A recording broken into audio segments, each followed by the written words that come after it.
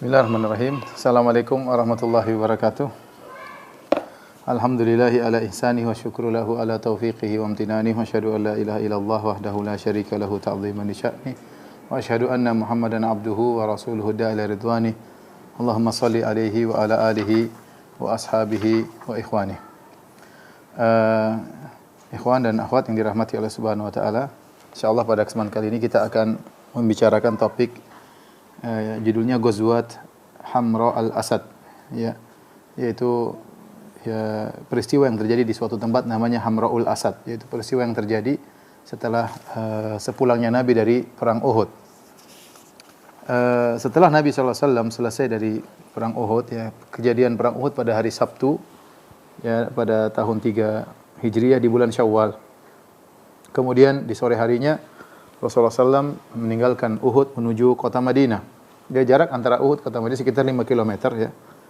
Kemudian Rasulullah SAW sholat maghrib di kota Madinah, dan para wanita, ibu-ibu pada keluar menyambut pasukan yang datang. Maka para sahabat atau pasukan bertemu dengan Hamnah bintu Jahsh. Hamnah bintu Jahsh radhiyallahu anha, salah seorang sepupu Nabi SAW. Kemudian dikabarkan tentang saudaranya Abdullah bin Jahsh yang meninggal dunia. Ya, salah satu sahabat yang meninggal dalam perang Uhud yang dibelah perutnya adalah Abdullah bin Jahsh radhiyallahu anhu, yang dia berdoa agar meninggal dalam kondisi demikian.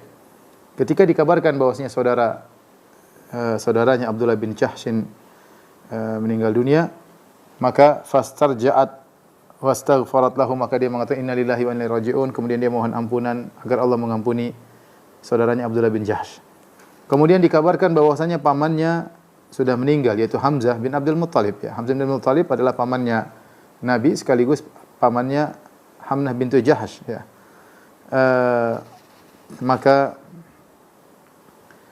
Maka fasarja'at wastaghfarat lahu. Kemudian dia sabar dan dia mengatakan innalillahi wa inna ilaihi raji'un, maka dia mohon ampunan buat Hamzah. Tsumma nu'iyya laha zawjuha. Kemudian tatkala dikabarkan suaminya meninggal, yaitu Mus'ab bin Umair, seorang sahabat yang mulia, fasahat wal walad, maka dia pun teriak dan dia pun mengeluarkan suara, ya, artinya dia tidak kuasa ketika mendengar bahwa suaminya meninggal dunia. Ketika saudara kandungnya meninggal dia sabar, ketika pamannya meninggal dia sabar, ketika dikabarkan suaminya meninggal dunia maka dia pun berteriak.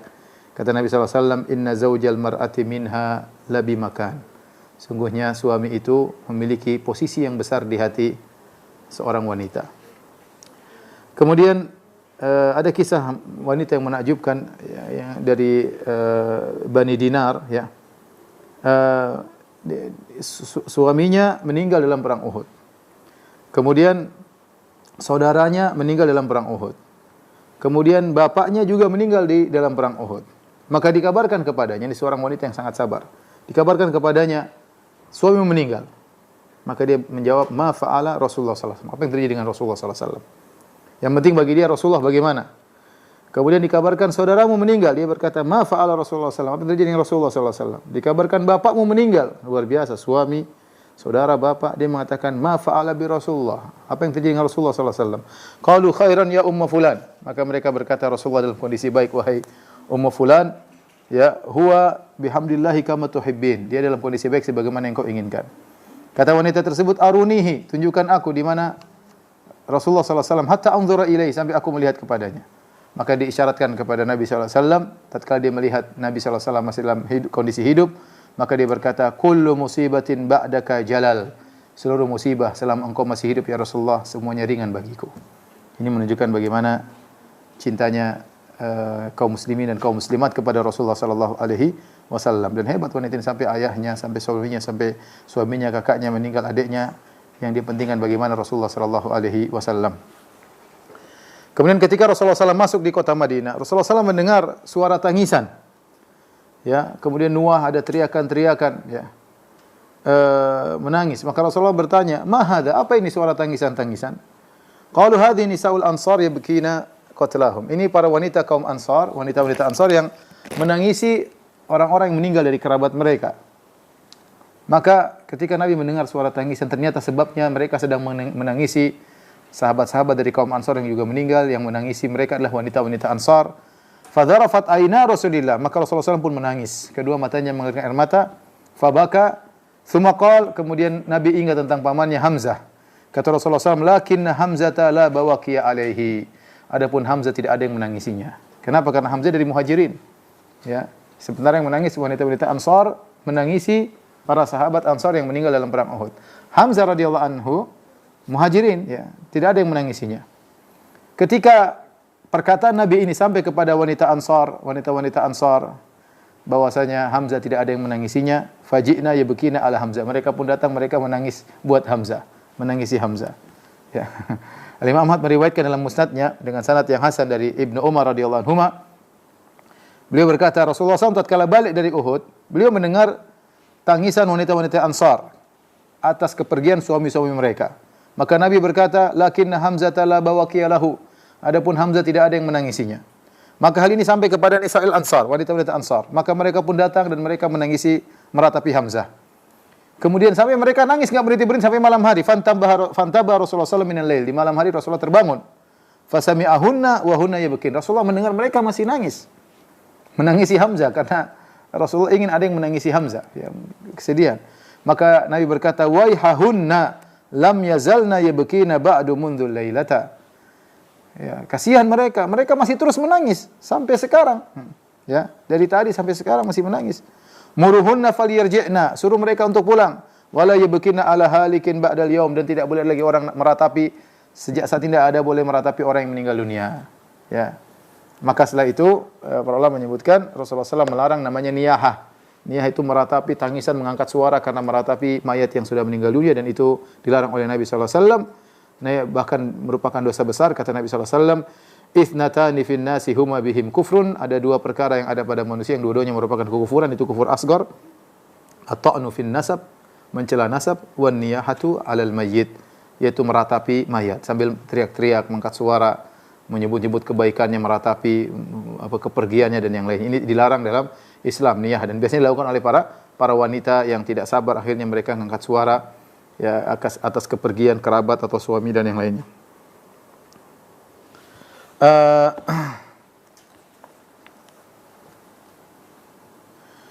Setelah itu hari Sabtu malam, ya. Jadi Rasulullah pulang Sabtu sore sampai di Madinah maghrib, kemudian sholat, kemudian malam hari. Maka kaum muslimin, para sahabat menjaga kota Madinah, ya. Mereka jaga lorong-lorong kota Madinah, tempat-tempat masuk kota Madinah, ya. Dan mereka sudah sangat letih. Ya, sangat letih. Bayangkan perang sampai sore kemudian pulang, ya. Perang enggak berhenti-berhenti, enggak main-main, ya. Perang, ya, kemudian pulang sampai malam masih berjaga di kota Madinah. Ya, dan kaum Ansar tidur di pintu rumah Rasulullah SAW di dekat masjid. Mereka menjaga Rasulullah SAW. Khawatir kalau ada musuh datang tiba-tiba menyerang kota Madinah. Keesokan harinya, Yaumul Ahad, yaitu hari Ahad, ya, Rasulullah SAW berangkat menuju ke tempat namanya Hamra'ul Asad. Apa sebabnya Rasulullah SAW ke sana? Sebabnya yaitu berita kabar sampai kepada Nabi SAW dari Abu Sufyan. Abu Sufyan pemimpin pasukan kaum Quraisy dalam perang Uhud. Sampai kepada Nabi kabar Abu Sufyan ingin balik menyerang. Mereka sudah pergi, tapi mereka tiba-tiba berpikir untuk balik menyerang kota Madinah. Ya. Agar liyasta'silu, agar membumi hanguskan, yaitu menghabisi seluruh sahabat di kota Madinah. Ini kabar yang sampai kepada Nabi SAW. An-Nasa'i meriwayatkan Musnad Al-Kubra dengan sanad yang sahih dari Ibnu Abbas radhiyallahu anhu. Beliau berkata, "Lamman sarafal musyrikuna an Uhud." Tatkala kaum musyrikin pergi meninggalkan Uhud, wa balagur Rauha, dan mereka sampai di Rauha. Rauha itu suatu tempat dekat kota Madinah, ya, kira-kira 36 mil, ya, kira-kira 36 mil. Kalau 1 mil 1,8 kilo, ya, 36 mil jaraknya. Jadi mereka sudah agak jauh, ya. Sudah agak jauh, ya. Bisa jadi mungkin 40-50 kilo, ya. Kemudian tatkala mereka sampai di Rauha, ya, qalu, mereka kemudian berbicara di antara mereka. Kita ini perang ngapain? La Muhammadan faqataltumu. Kita tidak berhasil bunuh Muhammad. Walal kawaiba ardaftum. Jadi kita tidak berhasil merebut wanita-wanita kaum muslimat untuk dijadikan budak kita. Muhammad tidak kita bunuh, wanita tidak kita dapatkan. Bi sama sana'tum. Sungguh buruk apa yang kita lakukan ini. Kalian lakukan ini buruk. Irji'u, ayo pulang. Kita pulang ke Madinah maksudnya. Kita serang biar Muhammad mati atau kita bisa mendapatkan budak-budak wanita yang kita bawa ke kota Mekah. Dan ini sampai kepada Nabi berita ini. Maka Rasulullah SAW mengajak para sahabat untuk pergi keluar menyambut mereka. Sampailah, berangkatlah para sahabat berangkat menuju tempat namanya Hamra'ul Asad. Hamra'ul Asad itu dekat dengan Dzulhulaifah. Kalau kita yang sering umrah biasanya kalau masuk dari Mekah menuju kota Madinah nanti sebelah kanan tulisan Hamra'ul Asad. Dekat sudah masuk di perbatasan dekat checkpoint kota Madinah. Kalau masuk dari Mekah masuk checkpoint kota Madinah, ntar lagi lewat Miqat, situ ada sebelah kanan jalan ada Hamra'ul Asad ya.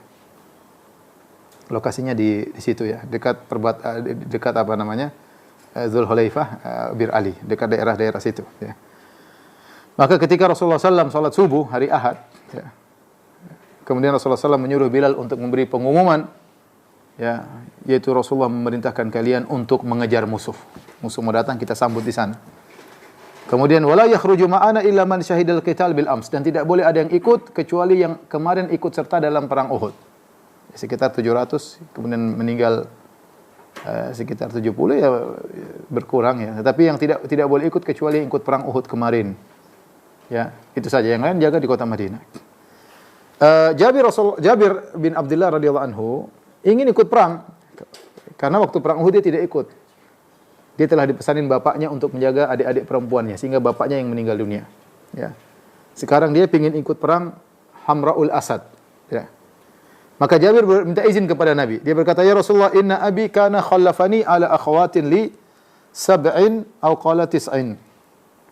Ya Rasulullah, ketika perang Uhud, ayahku menugaskan aku untuk menjaga adik-adikku perempuan semua 7 orang atau 9 orang.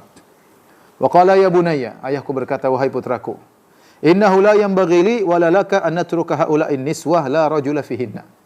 Tidak layak bagiku dan bagi engkau wahai putraku, kita pergi semua kemudian kita biarkan anak-anak perempuan di rumah, tidak ada lelaki yang menjaganya. Jadi ternyata Jabir sendiri laki-laki. Ya, adiknya semua perempuan atau kakak dan adiknya semua perempuan, 7 orang atau 9 orang. Sehingga ayahnya bilang tidak pantas kita 2 pergi perang, kemudian tinggal perempuan di rumah, enggak ada yang ngurusin. Walastu billadzi uthiruka bil jihad ma'a Rasulillah ala nafsi, dan saya tidak pingin mendahulukan engkau dalam jihad bersama Rasul. Saya pingin yang jihad, kau jangan. Ini adalah, jadi bapaknya pingin dia yang mati syahid ya. Bapaknya tidak ingin mendahulukan Jabir dalam masalah kebajikan dalam hal ini. Saya tidak akan mendahulukan engkau untuk ikut jihad bersama Nabi sementara saya jaga anak-anakku, enggak. Saya yang pergi, kau yang jaga adik-adikmu. Demikian kira-kira. Ya, maka dia berkata, walastu billadzi uthiruka bil jihad ma'a Rasulillah sallallahu alaihi wasallam ala nafsi. Aku tidak akan mendahulukan engkau untuk jihad bersama Nabi. Ya. Fatakhallaf ala akhwatika, kalau gitu kau jaga adik-adikmu. Kata Jabir, lapor kepada Nabi, cerita. Fatakhallaftu alaihinna, aku pun menjaga adik-adikku. Wala uhibbu an tatawajjaha wajhan illa kuntu ma'aka ya Rasulullah, aku tidak ingin kau perang kecuali aku bersama engkau. Aku minta izin. Karena Rasulullah SAW sudah bilang, tidak boleh ada yang berangkat kecuali yang ikut perang kemarin. Jabir tidak ikut perang Uhud, tapi dia minta izin. Fa'adhan li akhruj ma'aka ya Rasulullah. Ya Rasul, izinkan aku agar aku bisa berjihad bersama Anda. Fa'adina lahu Rasulullah sallallahu alaihi wasallam. Maka Rasulullah SAW mengizinkan beliau untuk ikut. Falam yakhruj ma'ahu ahadun lam yashhadil qital yauma Uhudin ghairahu. Dan tidak seorang pun diizinkan yang tidak ikut perang Uhud untuk ikut dalam perang Hamra'ul Asad kecuali Jabir bin Abdullah radhiyallahu taala anhu. Datanglah Abdullah bin Ubay bin Salul, pimpinan orang munafik. Datang minta izin agar ikut perang bersama Nabi sallallahu alaihi wasallam, cari muka, carmuk ya. Dan dia tidak boleh ikut karena dia tidak ikut dalam perang Uhud dan dia kabur. Bukankah kita cerita dalam perang Uhud 1000 orang berangkat, 300 mundur. 300 tersebut yang kepalanya adalah Abdullah bin Ubay bin Salul, gembong orang munafik. Kali ini dia datang, dia bilang, Rasulullah saya minta izin untuk ikut. Rasulullah SAW tolak, tidak boleh. Maka berangkatlah Rasulullah SAW dengan para sahabat dalam kondisi payah. Sampai sebagian ulama mengatakan perang ini lebih berat daripada perang Uhud. Kenapa? Karena perang Uhud para sahabat dalam kondisi kuat, sehat. Ini enggak, dalam kondisi terluka-luka. Dalam kondisi, apalagi Rasulullah SAW. Maka Rasulullah SAW bawa para sahabat, bendera dipegang oleh Ali bin Abi Thalib radhiyallahu ta'ala anhu. Adapun yang menggantikan Nabi menjadi imam adalah Abdullah ibnu Ummi Maktum, yang sahabat yang buta radhiyallahu ta'ala anhu. Rasulullah SAW keluar menuju Hamra'ul Asad. Ini cukup jauh ya. Ya, kalau dari Masjid Nabawi entah mungkin 20 kiloan lah atau kurang lebih ya. Dalam kondisi beliau terluka di wajahnya ya. Dalam kondisi luka di dahi beliau. Dalam kondisi gigi beliau patah. Dalam kondisi pundak beliau terluka atau dalam kondisi lemah karena dipukul oleh Ibnu Qami'ah sebelah kanan. Kemudian kedua lututnya terluka karena Nabi terjatuh di lubang yang dibuat oleh Abu Amir Ar-Rahib. Kemudian jatuh, jadi tubuh Nabi penuh dengan luka. Ya. Bibir berdarah, gigi patah, kemudian ada luka di sini, ada luka di dahi. Ya, kemudian ini dalam kondisi habis kena pukul yang keras oleh Ibnu Qami'ah, kemudian lutut dalam kondisi terluka, namun Rasulullah tetap berjalan. Ya. Dan Allah memuji mereka Allah abadikan dalam Al-Quran. Dalam surat Ali Imran ayat 172 kata Allah, alladzina istajabu lillahi war rasuli min ba'di ma asabahumul qarh. Dan orang-orang yang memenuhi panggilan Allah dan Rasulnya padahal mereka tertimpa luka-luka parah ya, terkena dengan luka-luka ketika perang Uhud. Lilladzina ahsanu minhum wattaqau ajrun azim. Bagi mereka yang berbuat ihsan di antara mereka dan bertakwa, bagi mereka mendapatkan ganjaran yang agung. Aisyah berkata kepada Urwah, "Ya bna ukhti, wahai putra saudariku." Ya, karena Urwah Ibnu Zubair dan juga Abdullah Ibnu Zubair dua-duanya adalah anak dari Zubair bin Awam, dan Zubair bin Awam ya sepupu Nabi, dan dia menikah dengan anaknya Abu Bakar, Asma binti Abu Bakar. Dan Asma binti Abu Bakar adalah saudari Aisyah. Oleh karenanya anak-anaknya Zubair bin Awam dengan Asma binti Abu Bakar adalah ponakan-ponakannya Aisyah. Aisyah berkata kepada Urwah ponakannya, "Wahai ibna ukhti, kana abuka minhum." Di antara orang-orang dipuji oleh Allah yang keluar untuk berperang meskipun dalam kondisi terluka adalah bapakmu Zubair bin Awam. Wa Abu Bakr, dan ayahku juga. Ya, Abu Bakar juga keluar bersama Nabi dan para sahabat. Kemudian berangkatlah Rasulullah SAW bersama para sahabat, dan penunjuk jalan adalah Sabit bin Ad-Dhahhak Al-Khazraji. Sampai akhirnya mereka bikin camp di Hamra al-Asad. Hamra al-Asad. Ya, maka kaum muslimin tunggu di situ, menyalakan api, menunggu datangnya orang-orang Quraisy. Jadi mereka tidak takut, tidak gentar. Silakan datang, 1000 balik lagi, mereka siap berperang. Luar biasa para sahabat. Rasulullah SAW di Hamra al-Asad ketemu dengan seorang namanya Ma'bad bin Abi Ma'bad Al-Khuzai. Ya. Dan mereka musyrikin ketika Ma'bad masih musyrik, tapi suku Khuza'ah mereka lebih condong kepada kaum muslimin. Dan mereka tidak pernah menyembunyikan sesuatu kepada Rasulullah SAW. Ketika itu Ma'bad Al-Khuzai masih musyrik. Kemudian dia berkata, "Ya Muhammad." Dia tidak bilang ya Rasulullah, masih musyrik. Dia berkata, "Ya Muhammad, ama wallahi laqad azza alaina ma asabaka fi ashabik." Sungguh berat bagi kami apa yang menimpamu dan menimpa para sahabatmu. Wala wadidna annallaha afaka fihinna. Sungguh kami berharap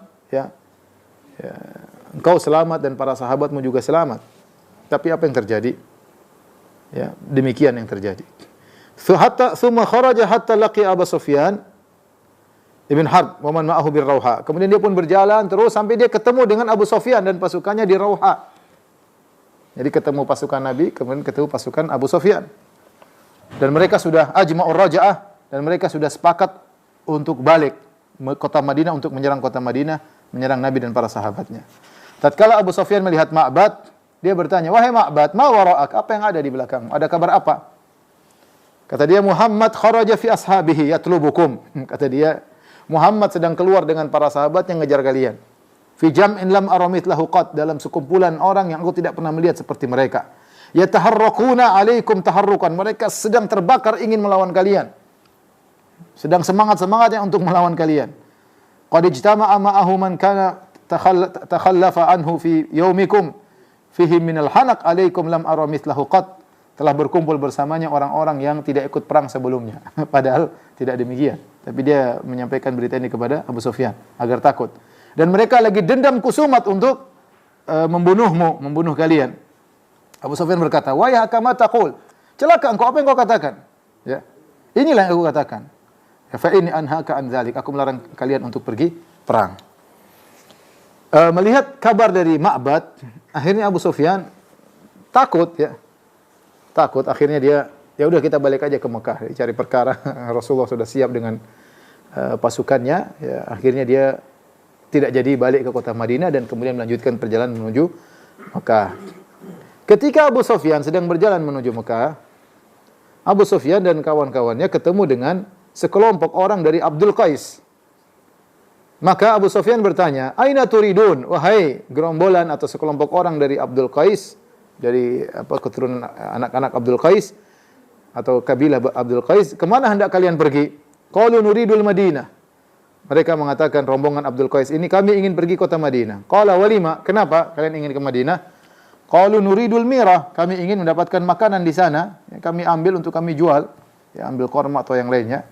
Qala, Abu Sufyan menawarkan, "Fahal antum muballighuna anni Muhammadan risalatan ursilukum biha ilaihi?" Maukah kalian menyampaikan suatu surat dariku, pesan dariku untuk Muhammad? Pesan dariku untuk Muhammad. Wa hamilu alakum ibilakum ghadan zabiban biukat. Nanti kalau kalian menjalankan perintahku, aku akan penuhi onta-onta kalian dengan zabib. Dengan zabib adalah anggur yang sudah dikeringkan, nanti di Ukat, di pasar Ukat. Itu pasar yang dekat dengan Taif atau dekat dengan Mekah.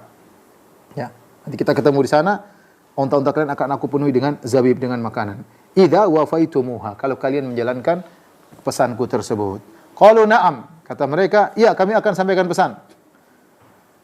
Fa idza wafaitumuhu fa akhbiruhu, kalau kalian benar-benar menyampaikan pesanku, maka kabarkanlah kepada Muhammad, anna qad ajma'na sayra ilaihi, kami akan berangkat menyerang dia. Wa ila ashabihi, dan kami akan menyerang sahabat-sahabat Muhammad. Linasta'sila baqiyatahum, agar kami habisi seluruh yang tersisa di kota Madinah. Abu Sufyan bohong, padahal dia ingin pulang. Ya. Famarra rakbu bi Rasulillah sallallahu alaihi wasallam. Rasulullah tidak tahu ilmu gaib. Maka ternyata kelompok dari Abdul Qais tersebut datang dan melewati Rasulullah. Rasulullah masih di Hamra'ul Asad. Maka mereka kabarkan tentang perkataan Abu Sufyan. Apa kata Nabi sallallahu alaihi wasallam? Hasbunallahu wa ni'mal wakil. Ya. Cukuplah Allah bagi kami dan dia sebaik-baik penolong. Jadi Nabi ditakut-takutin, tapi Nabi tidak takut dan Nabi tetap bertahan dan mengatakan hasbunallahu wa ni'mal wakil. Mau 1000 orang datang, Rasulullah SAW tetap nunggu di Hamra'ul Asad. Peristiwa ini diabadikan dalam Al-Quran dalam surat Al-Imran ayat 172 sampai 174. Saya bacakan ayatnya. Kata Allah, alladzina istajabu lillahi war rasuli min ba'di ma asabahumul qarh. Dan orang-orang yang mereka memenuhi panggilan Allah dan Rasulnya setelah padahal mereka baru ditimpa dengan penderitaan, tertimpa dengan luka dalam perang Uhud. Lilladzina ahsanu minhum wattaqau ajrun azim. Bagi orang-orang berbuat ihsan di antara mereka dan bertakwa, mereka akan mendapatkan ganjaran yang besar. Alladzina qala lahumun nasu innan nasa qad jama'u lakum fakhshawhum fazadahum imana wa qalu hasbunallahu wa ni'mal wakil. Orang-orang yang ditakut-takuti dengan perkataan bahwasanya mereka orang-orang Quraisy telah berkumpul bersatu padu untuk menyerang balik kalian. Maka takutlah kepada orang-orang Quraisy akan balik menyerang kalian. Apa kata Allah? Fazadahum imana. Mereka ditakut-takuti namun mereka tidak takut. Bahkan fazadahum imanan. Iman mereka semakin kuat ketika ditakut-takuti. Wa qalu hasbunallahu wa ni'mal wakil. Dan mereka berkata, cukuplah Allah penolong bagi kami dan dia sebaik-baik penolong. Kata Allah, fanqalabu bi ni'matin minallahi wa fadl. Maka mereka ternyata setelah 3 hari tunggu di sana, enggak ada perang, hanya omong kosong. Abu Sufyan, mereka siap menunggu 3 hari dan mereka tidak tahu hal gaib. Ternyata Abu Sufyan sudah pulang. Mereka tunggu 3 hari, ya. Ternyata tidak ada apa-apa, mereka balik dengan kenikmatan dan karunia dari Allah. Lam yamsashum su, dan tidak ditimpa dengan keburukan sedikit pun. Wattaba'u ridwanallah, dan mereka mengikuti keridhaan Allah. Wallahu dzu fadlin azim, dan Allah pemilik karunia yang besar. Ucapan hasbunallah wa ni'mal wakil ini adalah ucapan yang agung. Dia yang diucapkan oleh seorang dalam kondisi terdesak. Tidak tahu siapa yang bisa menolongnya kecuali Allah Subhanahu wa taala. Inilah ucapan yang diucapkan oleh Nabi dan diucapkan oleh Ibrahim tatkala dilemparkan di api. Ya, kata Ibnu Abbas dalam Sahih Al-Bukhari, kata Ibnu Abbas, hasbunallah wa ni'mal wakil. Perkataan hasbunallah wa ni'mal wakil. Qalaha Ibrahim alaihissalam hina ulqiya finnar. Diucapkan oleh Ibrahim tatkala dilemparkan dalam api. Wa qalaha Muhammadun hina qalu, dan dikatakan oleh Muhammad tatkala orang-orang mengatakan, ingat Quraisy sedang berkumpul untuk menyerangmu. Ya, maka Rasulullah berkata, hasbunallahu wa ni'mal wakil. Ini ucapan harus kita sering ucapan dalam kondisi terdesak, kita bilang apa? Hasbunallahu wa ni'mal wakil. Ya. Saya punya kawan pernah cerita, ini sekedar intermezzo ya. Dia cerita, ya, suatu saat dia didatangi oleh puluhan orang.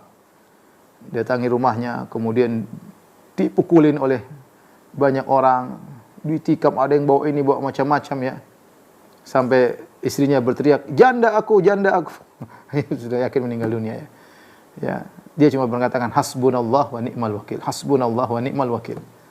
Sebelum sampai akhirnya datang polisi, dia diselamatkan ya. Ternyata dia selamat dan tidak terluka dan tidak meninggal dunia. Ya, sampai polisi tersebut itu non muslim bertanya kepada dia, "Pak, apa rahasianya kok bisa enggak luka? Ya, dipukulin banyak orang enggak luka?" Maka dia bilang, kebetulan orang tersebut orang musyrik, maka dia jawab, "Ya karena Allah Maha Esa." Ah, Bapak ini ngejek aja ya. Tapi intinya benar dia mengatakan hasbunallah wa ni'mal wakil.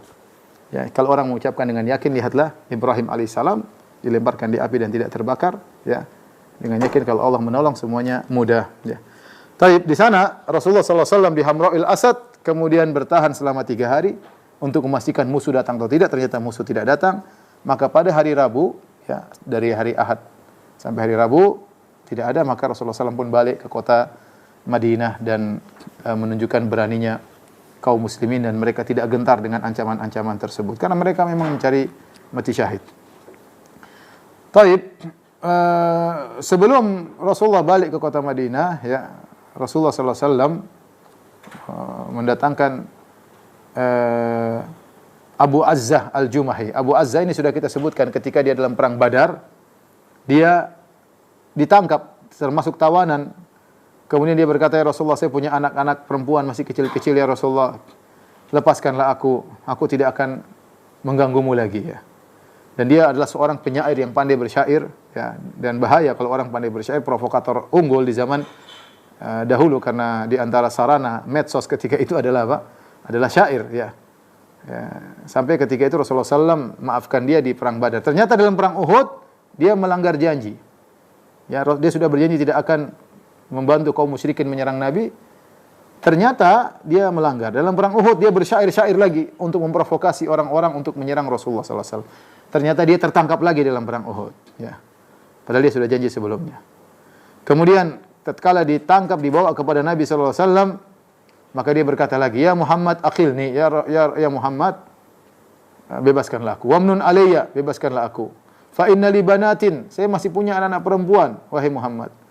Wa u'tika ahdan an la a'uda limithli ma fa'altu." Aku berjanji aku tidak akan melakukan ini ketiga kali lagi, tidak akan mengulangi perbuatanku lagi.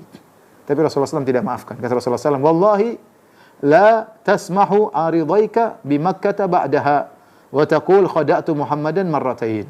Saya tidak mau lihat kau nanti balik ke Mekah, terus kau pegang dagumu, kau bilang saya sudah tipu Muhammad 2 kali. Enggak akan terjadi. Ya, dalam riwayat Nabi mengatakan, saya tidak mau kau balik ke Mekah, kau pegang 2 tulang dagumu dan kau berkata sakhirtu bi Muhammadin marratain, aku mengejek Muhammad 2 kali. Kata Nabi, idrib unuqahu, wahai Zubair bin Awam, penggal lehernya. Rasulullah SAW berkata, la yuldagul mu'minu min juhrin marratain. Seorang mukmin tidak akan terkena sengatan hewan dari satu lubang yang sama dalam 2 kali. Akhirnya dibunuhlah Abu Azzah Al-Jumahi. Tapi inilah peristiwa perang Hamra'ul Asad, ya. Yang ini juga menunjukkan kepahlawanan para sahabat dalam kondisi terluka, dalam kondisi sakit, mereka tetap semangat untuk berperang dan mereka tidak peduli musuh masih banyak. Di penghujung kajian kita kali ini, ya, kita akan sebutkan beberapa faedah-faedah tentang perang Uhud yang dibawakan oleh Al-Imam Ibnul Qayyim rahimahullahu taala dalam kitabnya Zadul Ma'ad. Ya, ada beberapa faedah-faedah, ya. Ya, di antaranya, ya,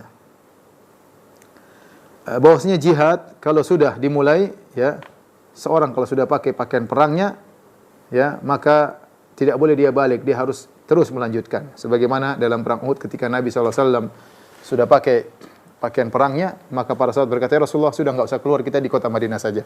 Kata Nabi, "Ma yang bagi Nabi idza labisa lamatahu an yanza'ahu hatta yaqdiyallahu bainahu wa baina aduwihi."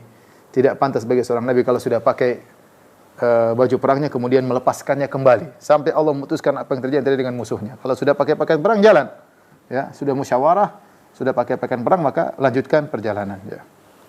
Kemudian tidak wajib bagi kaum muslimin kalau didatangi oleh musuh kemudian harus keluar menghadang musuh. Bisa mereka bertahan di tempat mereka untuk menyambut musuh dalam negeri mereka. Tidak harus keluar menyerang. Bisa jadi menunggu datang musuh, dan terkadang lebih maslahat karena lokasi peperangan lebih diketahui daripada musuh. Ya. Kemudian juga tidak diizinkan bagi orang-orang yang di bawah umur ya untuk mengikuti perang. Oleh karenanya Nabi SAW menolak sahabat-sahabat yang junior yang ikut perang seperti Ibnu Umar dan anak-anak lainnya, dilarang oleh Nabi ikut perang karena mereka belum balik. Kemudian juga tidak mengapa kalau dibutuhkan, boleh wanita diajak dalam peperangan, bisa jadi mereka ikut perang, bisa jadi mereka diperbantukan untuk mengurusi makanan atau orang-orang yang terluka. Sebagaimana sudah kita sebutkan, di mana Fatimah ikut, kemudian Aisyah radhiyallahu anha juga ikut, ya. Mereka membantu orang-orang yang terluka dalam peperangan. Kemudian di antaranya dibolehkan al-inggimas fil adu. Apa itu al-inggimas? Yaitu masuk dalam tengah-tengah lautan musuh dan kemungkinan besar akan meninggal dunia. Tidak mengapa dalam peperangan. Sebagaimana dilakukan oleh Anas bin Nadhr. Anas bin Nadhr dia nekat untuk mati dan dia tahu dia bakalan meninggal, tapi dia nekat masuk di tengah-tengah pertempuran, kemudian dia berperang sampai dia meninggal. Ya, tapi bukan bunuh diri, bukan. Ya, dia masuk dan dia melawan sampai akhirnya terbunuh. Ini dibolehkan meskipun kemungkinan besar meninggal dunia karena dia ingin mati syahid, tapi bukan bunuh diri. Kalau bunuh diri dosa besar. Ya. Dan di antaranya bolehnya, kata Ibnu Qayyim, jawazu du'a'ir rajuli an yuqtala fi sabilillah. Boleh seorang berdoa untuk meninggal dalam medan pertempuran. Wa tamannihi bidzalik, dan dia boleh berangan-angan untuk meninggal dalam medan pertempuran. Sebagaimana siapa Abdullah bin Jahshin. Dia berdoa, ya Allah, kalau aku bertemu dengan musuh besok, temukan aku dengan musuh yang paling bengis, yang paling keras hantamannya. Biarkanlah dia merobek perutku dan dia merusak tubuhku. Sampai kalau aku bertemu dengan engkau pada hari kiamat kelak, engkau akan bertanya kepadaku, ya Allah, apa ini wahai Abdullah bin Jahshin?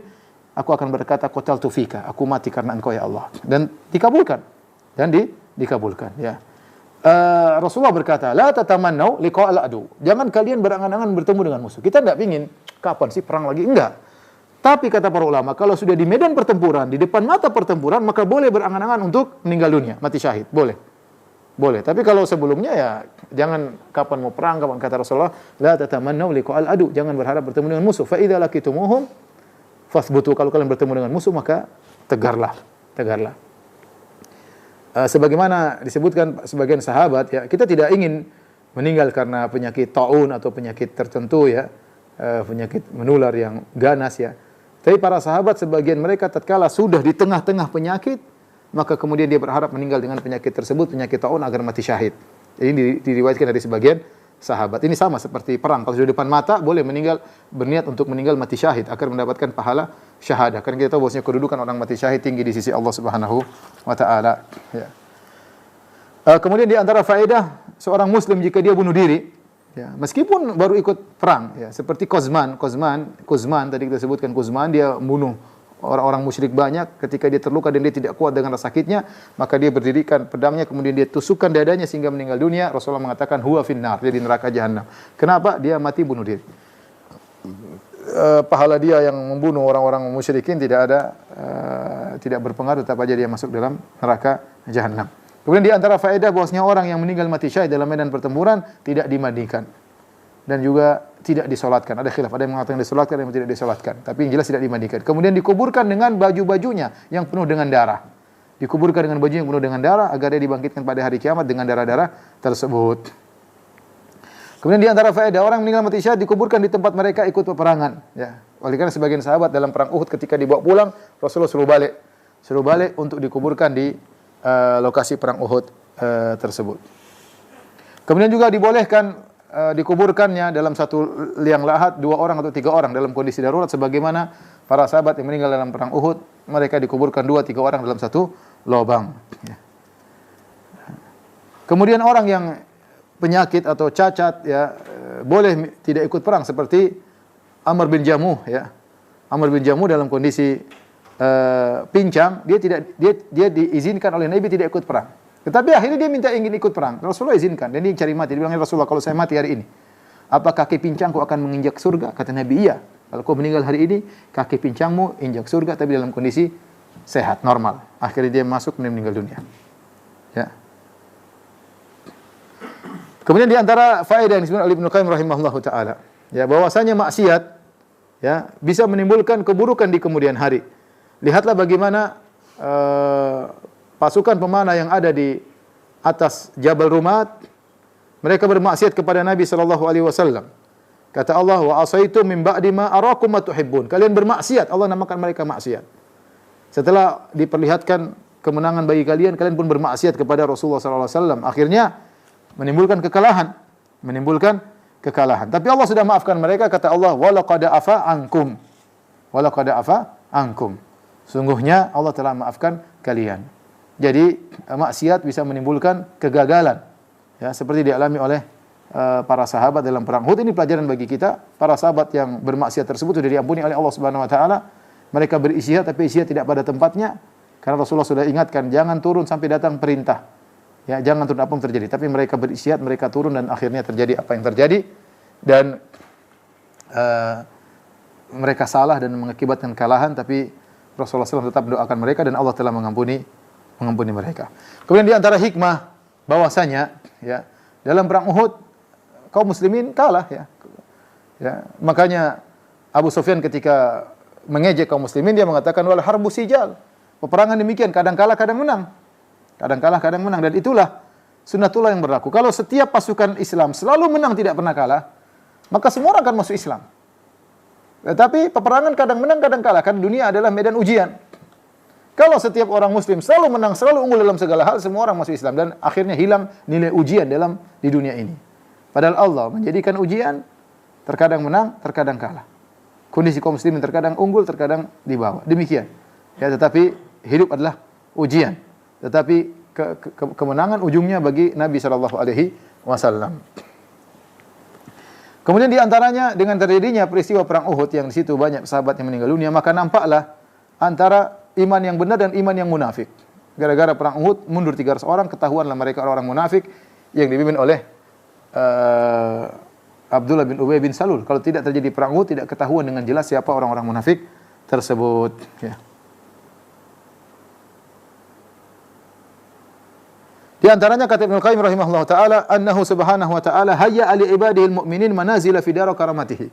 Sungguhnya Allah siapkan bagi orang-orang beriman tempat-tempat tinggi di surga. Lam tablugha a'malum, tapi amalan mereka tidak bisa sampai ke tempat tersebut. Mau salat malam terus enggak bisa sampai. Surganya terlalu tinggi. Ya. Bagaimana cara agar mereka, jadi amal mereka ada tapi tidak bisa mendongkrak untuk sampai ke surga yang tinggi. Lantas bagaimana mereka bisa sampai ke tempat yang tinggi tersebut? Ya. Lam yakunu balighiya illa bil bala' wal mihnah. Kata Ibnu Qayyim, mereka tidak akan bisa sampai kepada tempat tinggi tersebut kecuali dengan ujian dan bencana yang mereka rasakan. Maka Allah Subhanahu wa taala menyiapkan bagi mereka sebab-sebab yang bisa mengantarkan mereka. Di antara sebab tersebut adalah ujian, penderitaan, dan mereka bersabar, akhirnya mereka sampai pada derajat yang tinggi tersebut. Inilah yang kata orang adalah nikmat anugerah datang dalam bentuk bencana. Bencana zahirnya, tapi padahal itulah kenikmatan. Di antaranya mengurangi dosa-dosa, di antaranya meninggikan seorang di derajat yang seharusnya tidak bisa dia sampai, kecuali dengan bencana-bencana tersebut. Di antara faedah dari perang Uhud, ada kekalahan dalam perang Uhud. Kata Ibnu Qayyim rahimahullah taala, "Anna an-nufusa taktasibu min al-afiyati da'imati wan nasr wal ghina tughyanan wa rukunan ila al-ajilah." Jiwa ini kalau menang terus, selalu menang, selalu unggul, akhirnya bisa menimbulkan sikap berlebih-lebihan, keangkuhan, dan rukunan ilal ajil, dan akhirnya kecondongan kepada dunia. Tanpa dia sadari. Nikmat terus. Dan ini penyakit. Maka Allah ingin penyakit ini menghalangi orang untuk masuk surga. Maka Allah menghilangkan penyakit tersebut dengan menimbulkan sesekali penderitaan, sesekali kekalahan, ya, sesekali kegagalan. Dan ini kita alami di dunia ini. Terkadang kalau kita selalu unggul jadi sombong dan angkuh, lupa diri, merendahkan yang lain, merasa kita lebih tinggi, merasa akhirnya apa? Pede dengan diri sendiri. Lupa ini semua nikmat dari Allah. Tetapi sesekali Allah kasih kegagalan. Sesekali Allah kasih kerugian.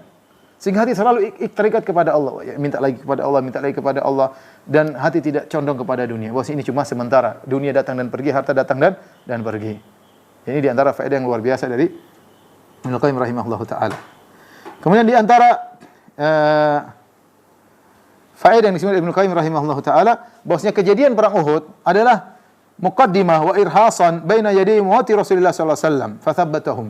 Inilah kisah sebagai mukaddimah bahwasanya Rasulullah SAW akan meninggal. Ketika perang Uhud terdengar kabar Rasulullah meninggal. Ada isu, ya, ada isya'ah, ada hoax tersebar ketika itu Muhammad SAW meninggal. Padahal yang meninggal adalah Mus'ab bin Umair. Kenapa Mus'ab bin Umair kalau pakai baju perang mirip seperti Rasulullah kalau pakai baju perang? Maka dibunuh oleh Ibnu Qami'ah. Ibnu Qami'ah menyangka telah membunuh Rasulullah SAW. Namun sebagian sahabat tegar, meskipun mereka mereka menyangka Rasulullah meninggal dunia, mereka tegar. Di antaranya Anas bin Nadhr. Dia mengatakan kepada para sahabat yang duduk yang bingung, kenapa kalian bingung? Kalau Rasulullah meninggal, Muhammad meninggal, kita meninggal, ikut apa yang Nabi SAW meninggal ya. Dan mereka tahu bahwasanya Rasulullah SAW meskipun sudah meninggal, agama tetap berjalan, tetap harus berjuang. Mereka tahu bahwasanya Rasulullah SAW bukan Tuhan. Dan ini peringatan bagi mereka. Oleh karena ketika Rasulullah SAW meninggal dunia, maka Abu Bakar mengatakan, "Man kana ya'budu Muhammadan, fa inna Muhammadan qad mat. Wa man kana ya'budu alladhi fis sama' fa innallaha hayyun la yamut." Barang siapa yang menyembah Muhammad, sungguhnya Muhammad sudah mati. Barang siapa menyembah yang di langit, maka sungguhnya Allah selalu maha hidup dan tidak akan mati. Sebagai kita peringatan bahwasanya agama harus terus berlanjut, perjuangan terus berlanjut meskipun Rasulullah SAW meninggal dunia karena beliau adalah manusia. Di antara faedah yang mesti kita sebutkan, kita tambahkan adalah Rasulullah SAW adalah manusia, buktinya beliau terluka, ya. Beliau terluka dengan luka yang banyak ya. Kalau dia Tuhan dia tidak akan terluka. Ini menunjukkan juga Nabi tidak tahu ilmu gaib. Kalau Nabi tahu ilmu gaib, ya sebagaimana kata Allah Subhanahu wa taala, "Lau kuntu a'lamul ghaiba lastakthartu minal khair wa ma masani su'." Kalau aku tahu ilmu gaib, aku akan melakukan banyak kebaikan dan aku tidak ditimpa dengan kemudaratan. In ana illa nadhirun wa basyirun liqaumin yu'minun. Aku hanyalah memberi peringatan. Ternyata Rasulullah SAW terluka. Dia tidak tahu akan terjadi apa yang terjadi menimpa dirinya. Ternyata dia terluka. Kemudian Rasulullah SAW tidak bisa mengetahui tentang hidayah seseorang atau tidak. Ketika Rasulullah SAW terluka, Rasulullah SAW berkata, "Kaifa yuflihu qaumun sajju nabiyyahum wa huwa yad'uhum ila Allah azza wa jalla," atau ilal Islam. Bagaimana beruntung suatu kaum yang mereka melukai nabi mereka sementara nabi mereka menyuruh mereka kepada Islam. Maka Allah tegur, "Laisa laka minal amri syai'un aw yatuba 'alaihim aw yu'adzibahum fa innahum zalimun." Wahai Muhammad, ini bukan urusanmu. Apakah mereka dapat hidayah nanti di kemudian hari? Atau kalau Allah azab mereka karena mereka zalim, urusan Allah. Dan ternyata banyak di antara mereka dapat hidayah. Ini juga dalil bahwasanya semuanya perlu persiapan. Bukankah Rasulullah SAW ketika hendak perang Uhud, Rasulullah SAW berkumpul, rapat, menyusun strategi. Ini harus taruh di mana, pasukan taruh di mana. Rasulullah menjalankan strategi. Bahkan Rasulullah SAW, imamul mutawakkilin, ya, adalah imamnya orang yang paling bertawakal di alam semesta ini, Rasulullah SAW. Meskipun beliau sangat bertawakal, beliau tetap mengambil berikhtiar, tetap mengambil sebab. Oleh karenanya beliau pakai baju perang ketika dalam perang Uhud. Bahkan baju perangnya double, 2. Ya, bahkan baju perangnya double. Ini menunjukkan Rasulullah SAW berusaha, berikhtiar. Ya. Kemudian diantaranya menghormati keputusan musyawarah. Rasulullah SAW ketika akan perang bermusyawarah dengan para sahabat. Kemudian sahabat-sahabat junior, sahabat senior ingin tidak usah keluar ke Uhud, bertahan aja dalam kota biar musuh yang datang kemudian melawan. Sahabat-sahabat junior mengatakan tidak, kita keluar. Kita dulu masih kafir aja, bukan jagoan kandang, apalagi kita sudah Islam. Ternyata akhirnya yang sahabat junior ingin terus, akhirnya Rasulullah SAW ngalah. Akhirnya Rasulullah SAW keluar ke Uhud mengikuti pendapat sahabat-sahabat muda dan ternyata terjadi apa yang terjadi? Terjadi banyak yang meninggal dunia. Tapi Rasulullah SAW tidak pernah mengeluh sedikit pun, tidak pernah mengatakan gara-gara kalian sih anak-anak muda. Coba dulu ikut. Tidak, Rasulullah keputusan musyawarah dihormati, dijalankan. Apapun yang terjadi, resikonya kalau sudah diputuskan maka jangan ragu-ragu. Ya, kata Allah Subhanahu wa taala, "Fa idza azamta fatawakkal Allah. Wa syawirhum fil amr." Fa idza azamta, bermusyawarah dengan mereka, kalau kau sudah bertekad maka tawakal. Ya. Jadi kalau kita sudah bermusyawarah, dengar. Dan ini juga dalil bahwasanya Rasulullah SAW mendengar dari segala pihak. Rasulullah seorang nabi, tapi dia rapat dengan senior, rapat dengan junior, dia dengar perkataan semua, dan ini tawadhu Rasulullah SAW yang luar biasa. Tidak seperti orang selalu arogan, keputusannya harus dijelaskan, tidak mau dengar perkataan orang lain, tidak mau menerima masukan sama sekali. Ya akhi, ente siapa? Nabi SAW seorang nabi, utusan Allah, paling pintar, paling cerdas, ya, paling mahir, paling jago. Itu saja masih mendengar masukan dari yang lain, apalagi kita yang penuh dengan apa? Kekurangan, ya.